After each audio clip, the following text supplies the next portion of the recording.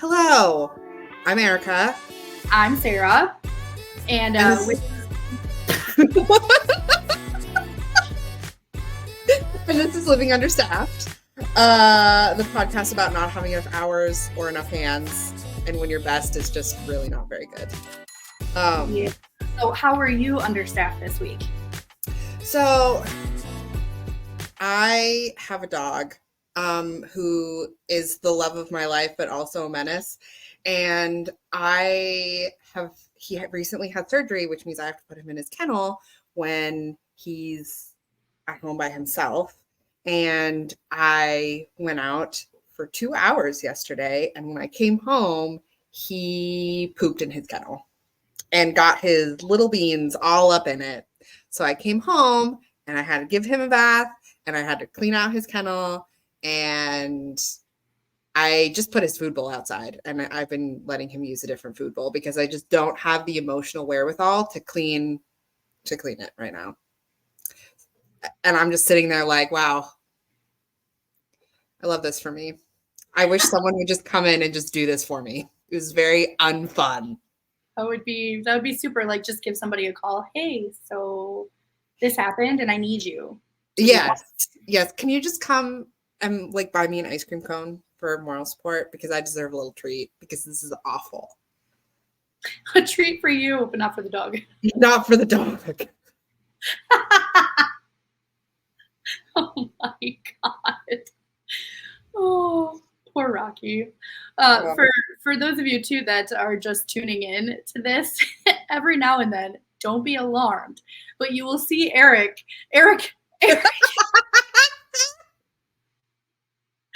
You will see Erika with a spray bottle where she's like, don't worry about it. It's just water. There's no animals were harmed in the making of this podcast, I swear. He's doing his best.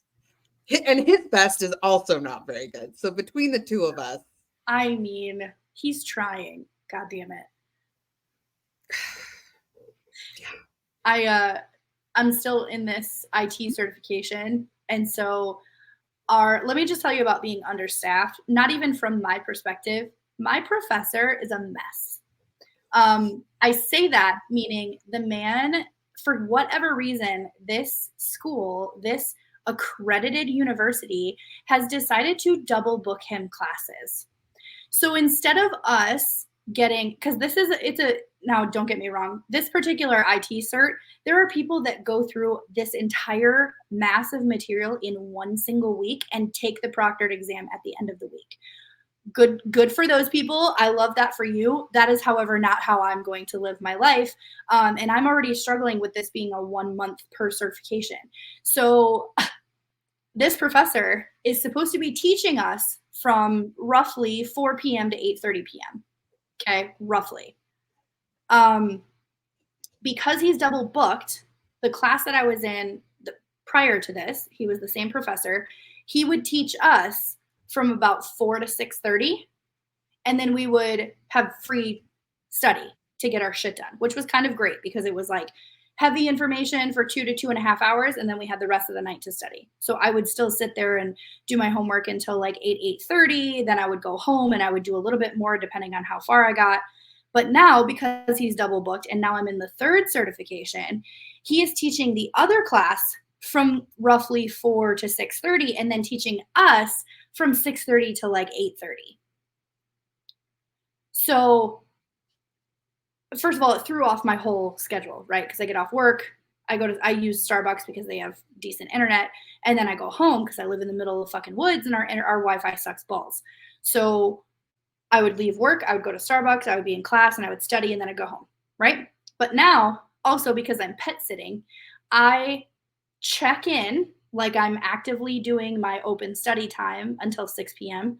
I do that while I'm still at work, rush home to the other side of town to go let the dog out, feed her, give her a little bit of attention, and then drive back into Starbucks right about give me like 45 minutes to like open study and then class until 8:30, and then back out 20 minutes on the other side of town to hang out with the dog. Like, the whole understaffed thing is very prevalent in my life right now. And I love this dog. Like, pet sitting is my jam. That's totally fine.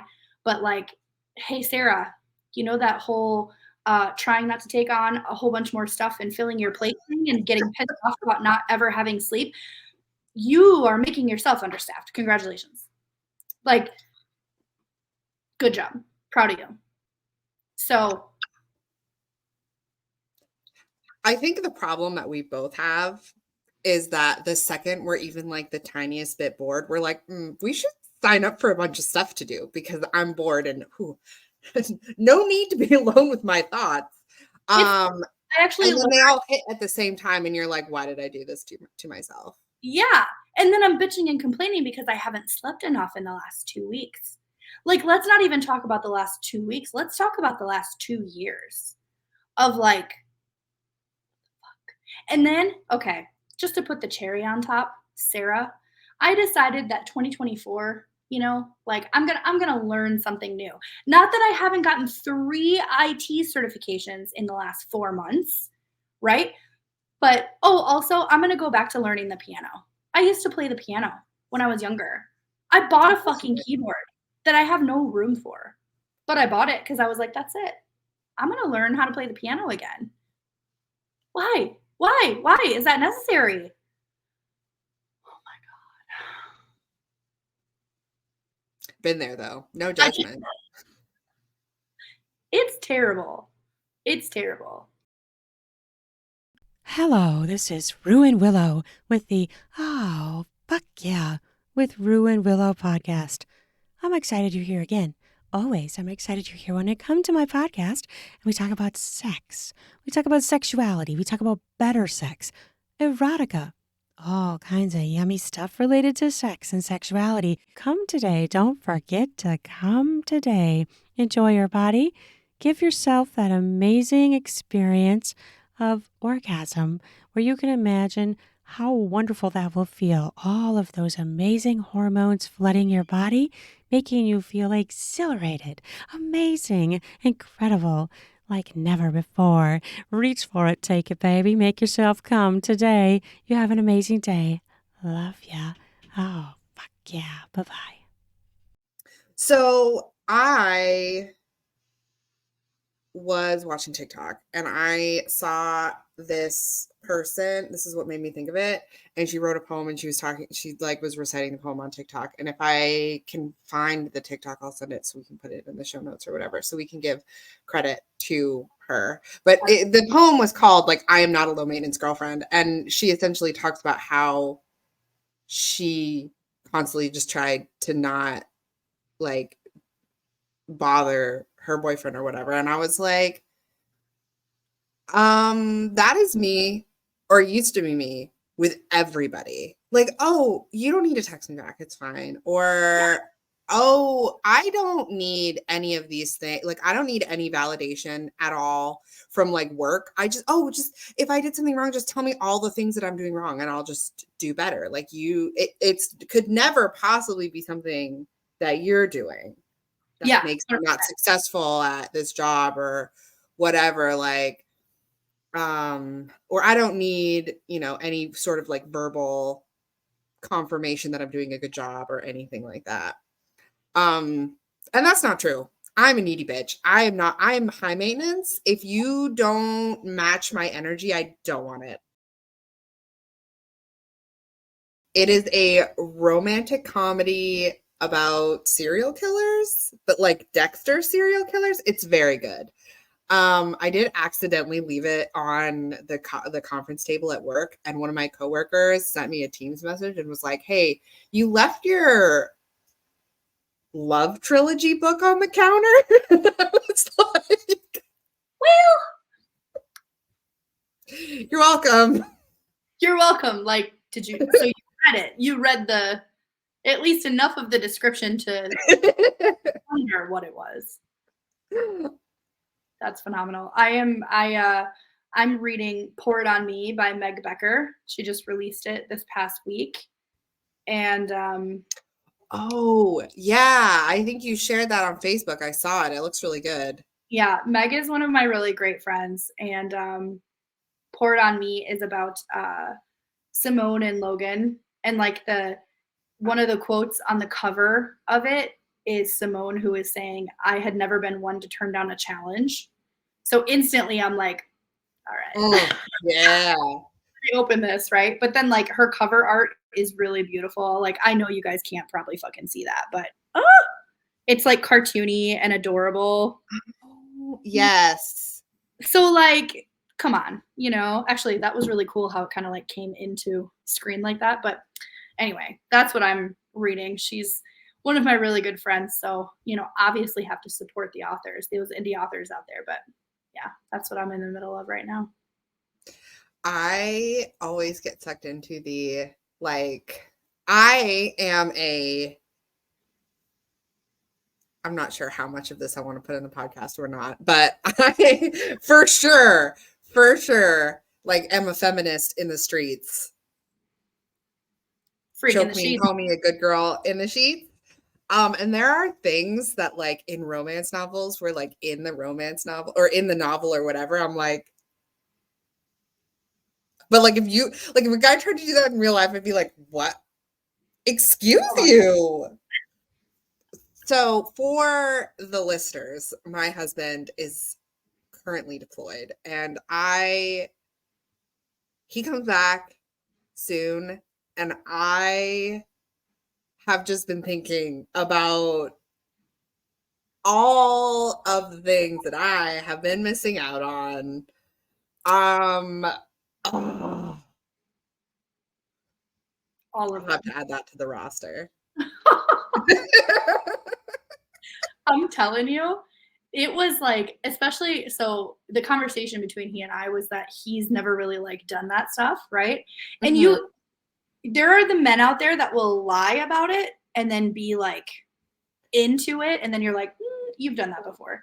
But then there's some who actually are honest about it and are like, yeah, I don't, I'm not trying to put my hands on a woman kind of a thing.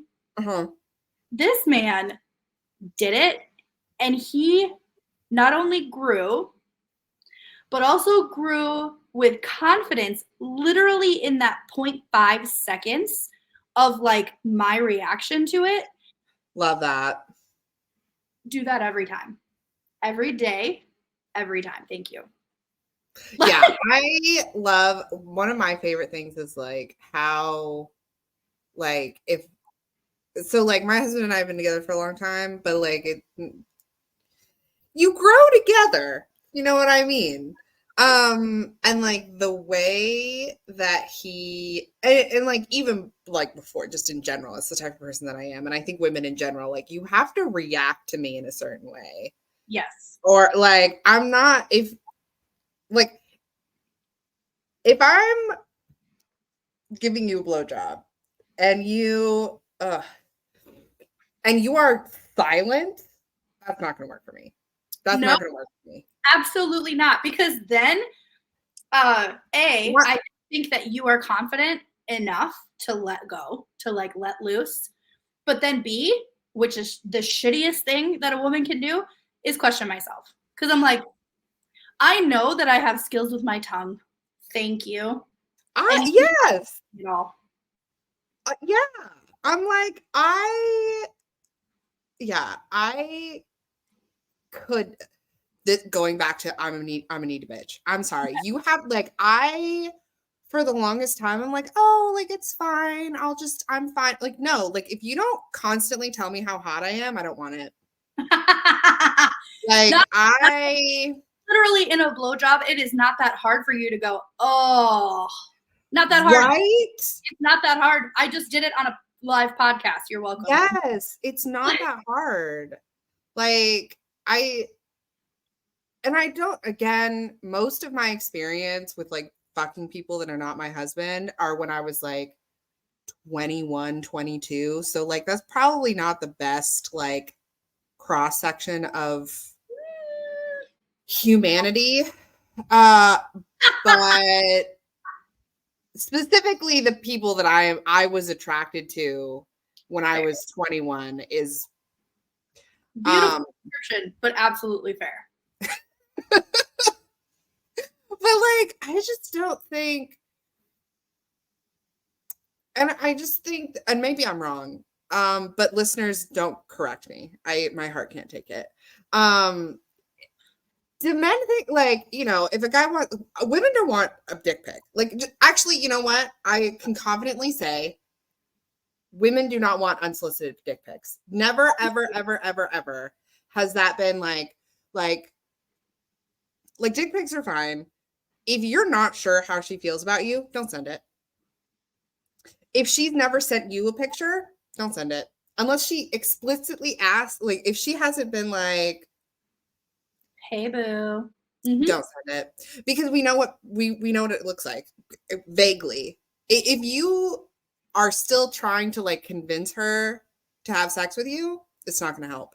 If she hasn't decided yet, seeing a picture of your penis is not going to do anything. It's not. I promise it's not. For me, send me a picture of your muscles. That's what I want to see. Oh, like I am a let me just throw it out there. Send me a picture of your hand.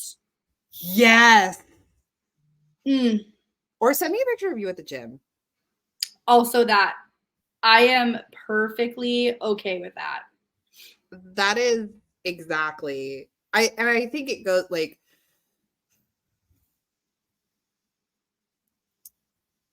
just there are the way this is just how I feel. This is just my hot take.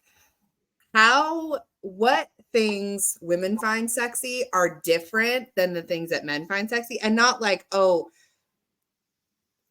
women find that sexy just on a man. It's like, no, like it's just not the same. Like,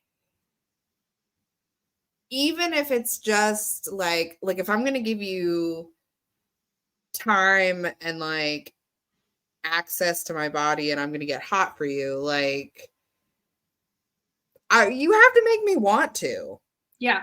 I'm not just going to want to. I actually asked this on Twitter, months ago.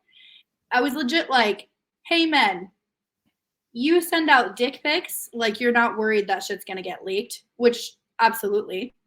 But what if women were out here just sending pictures of our lips? Right? And you know what the consensus was? What? Men are like, okay, let's go. Please do. And I'm like, no. Also, a caveat, I will never leak a dick pic. I will, however, put it in my friends group chat if it's egregious enough. No shame. No shame.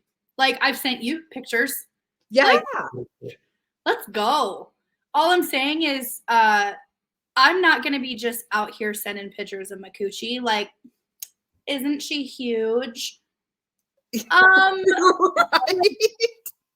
Like, no, stop. Just stop. Like, men sending me dick pics, it better be because I either asked for it or we're starting to talk sexy.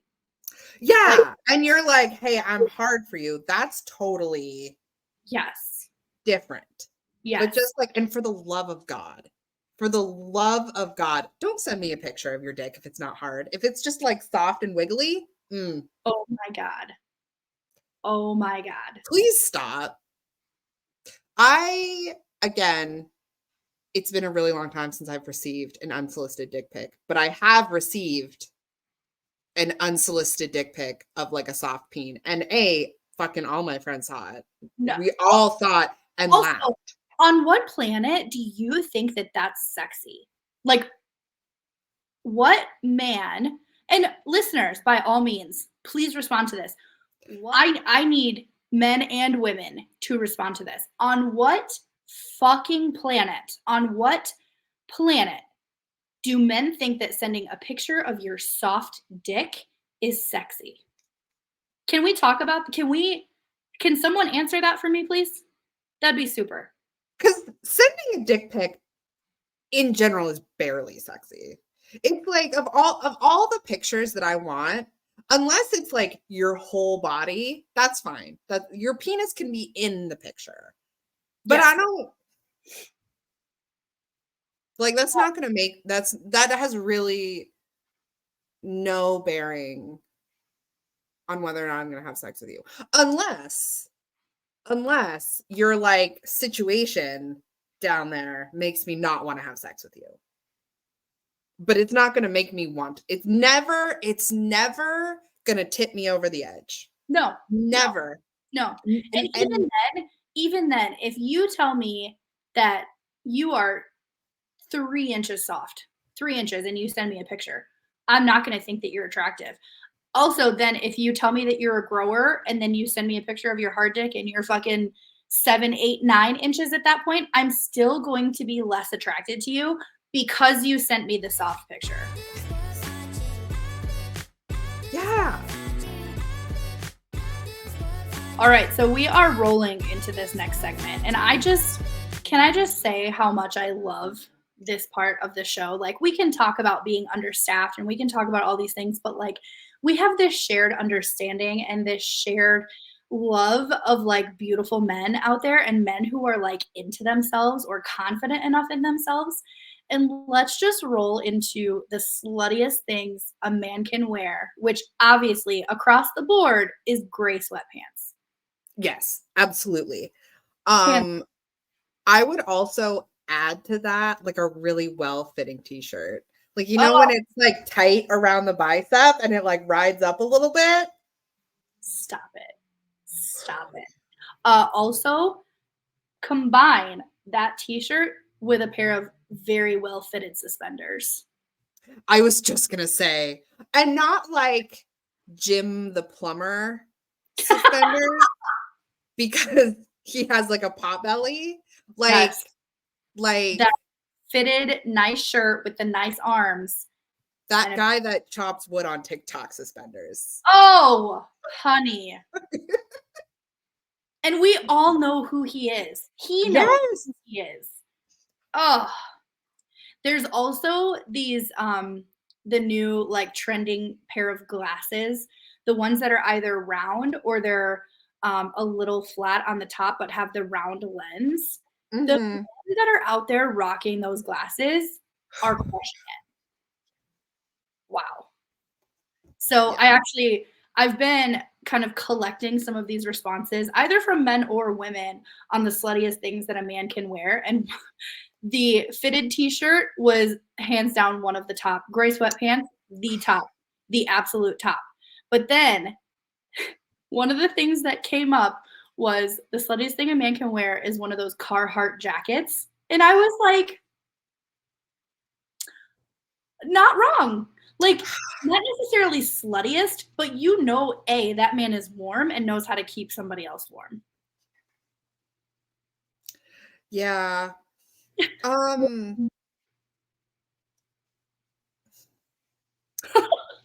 Sorry, I was looking at the list that I made. Also, like, I would say belt. If they can take a belt off with one hand, there's. Oh my. Okay, so to be fair, that's taking clothes off, not wearing them. That's true, but it really is only slutty if I like I know my husband can do that. So when I see him wearing a belt, I'm like, yes. Hello. There's a couple of images that I want to pull up too. The sluttiest thing a man can do is wear a sleeveless turtleneck. And I was thinking about that, like, what? So that was one of them. The other one is one of the zip up vests, like the puffy vests that are unzipped with the long sleeve turtleneck underneath it. That is very sexy, especially when it's like fitted or tucked in. Honey. The glasses thing was voted on quite a bit. And then the last one that I found was the sluttiest thing a man can wear are a pair of glasses and have long hair. And again, I was okay. Actually, I don't know if he wears. Actually, I don't know if he wears glasses. I think there are some pictures of him with glasses. And well, the one that I want to add to the pile is long sleeve shirt top couple of buttons unbuttoned and the sleeves rolled up, because you can see like the arm muscles and the veins. Honey. Amen. Yeah. I'm also there with like a black, like this. I never thought of it until I read the Allie Hazelwood books, and the hero in every single one of those books at some point in one scene is wearing like a black, like Henley with the sleeves like pulled up. And I'm like, Yep. Or having that like that cute sweater with the collared shirt underneath it that has the couple of buttons unbuttoned. Yum. Like, I know, I understand, like, for men, it's probably like mini skirts and, you know, fitted bodice dresses. And, or like, yeah, like showing as much as possible. And with women, it's not like that. Yeah, it's a little more on the emotional side. Like, you know, when we're talking about sending dick pics and stuff, I want you to send me a picture of your hand. But not only that, I want you to send me a picture of your hand gripping something. Yes. Oh my God. You know? Or if you are desperate to send me a picture, and my husband does, I will say he does a very good job of this. If I send you a picture, send me a picture back of like your face. Like if you're just like, that's what I want. That's literally all I want. It's not that hard. Here's the thing. I can be high maintenance as fuck, and it's not that hard to meet that energy. It's really not. No, The bar is on the floor. It really is. Just tell me how hot I am. That's Every not time. that hard.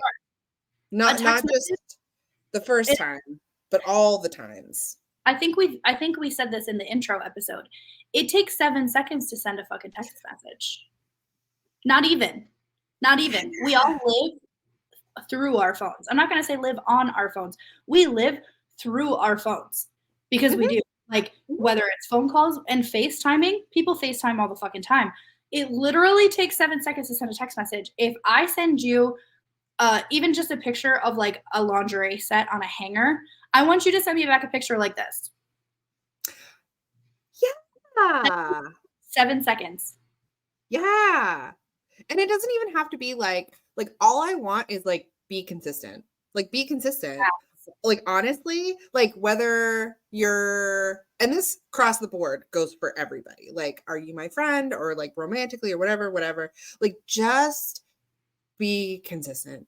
Yep. And that way I know from the very beginning, okay, this isn't enough for me or this is too much. Yep. 100%. Because if I know that you are not ready to meet that level of care, we'll put it that way. If you're not ready to meet that level of care, then I'm not going to put in as much energy as I want to, because I know it's going to be a waste.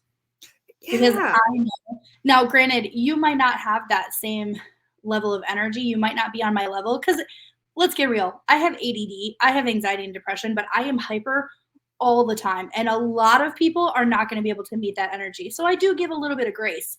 But like I said, 7 seconds to send a text message. It takes 4 seconds to be on the phone and be like, baby, you're really sexy. I also don't want to be around people that think I'm too much. I just don't. Because you're not. Because you're not. They are not enough. Yeah. And that's honestly, it's fine. Like it's fine that they think that I'm too much or they're not enough or whatever. Like that is all totally fine. I just I am at a point in my life now, within reason, obviously, because you have to like work with people that you don't necessarily like get along with or whatever. But I'm not going to choose to have people in my life that make me feel like I have to change myself. Or less. At the end of the day, if I feel any less or I have to lessen myself. If I have to diminish myself in any way to meet somebody else's needs, I don't want it. I don't want it. If I'm like, oh, like if I just am like this instead, like, cause that's my first instinct. I'm like, that's a red flag. No, I don't want to do that, because either like there are so many people that exist in the world, and I already have so many people in my life that love me for exactly who I am. Like, exactly. Not doing it. And even if I didn't, I'd rather be alone. My dog loves me for who I am. So who's the real winner here? Surprisingly enough, this whole episode, you haven't even whipped out the spray bottle. Actually, where is he? I don't hear anything. I bought him a new bed recently because he's an old man. Listeners, because you don't know, my dog is a retired military working dog, so he's old, but he's also a combat veteran, so he deserves everything. And that's also why he's so bad.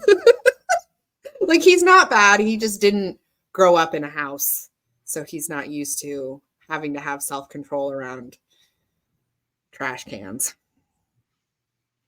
Yeah. Poor guy. I know. But he's my sweet prince and my best boy, so I put up with it.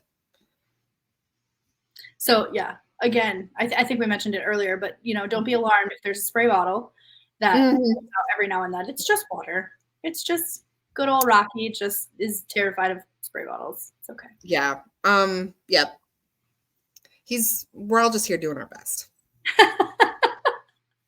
Poor Rocky. He himself is understaffed. He is. Listeners, thanks guys for tuning in to another captivating episode. We appreciate your continued support.